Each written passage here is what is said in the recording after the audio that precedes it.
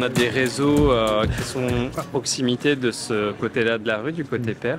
Tandis que du côté impair, on a fait en sorte de dévoyer certains réseaux et là, on a pu planter des sujets qui sont beaucoup plus importants. On se renseigne auprès des spécialistes de l'arbre pour savoir qu'est-ce qui va pouvoir s'implanter dans ce milieu. On peut regarder aussi les végétaux qui sont déjà présents dans la rue. Ça nous donne des indices sur la physiologie de certaines plantes qui peuvent s'adapter dans un milieu qui est, on va dire, plutôt mi-ombre, parce que l'ensoleillement est réduit dans la rue Jean Jaurès. Et puis on les choisit aussi pour des qualités esthétiques. On veut des pores, là notamment, on a des arbres et des arbustes en CP.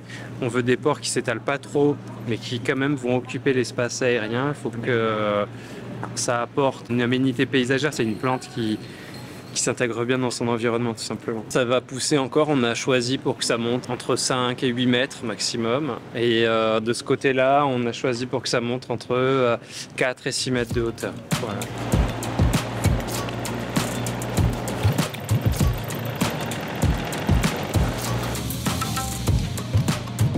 Là, c'est un chêne mexicain en fait, c'est un Quercus rhizophylla maya. On l'a centré parce que celui-ci, c'est un des 3 arbres-tiges du projet qui a la particularité d'avoir des feuilles persistantes. Donc il apporte un graphisme et puis c'est aussi un arbre d'avenir.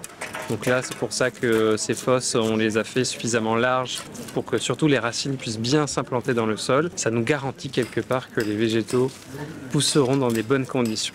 Entre le chêne mexicain et les magnolias grandiflora qui sont déjà présents, on va mettre des magnolias fleurs.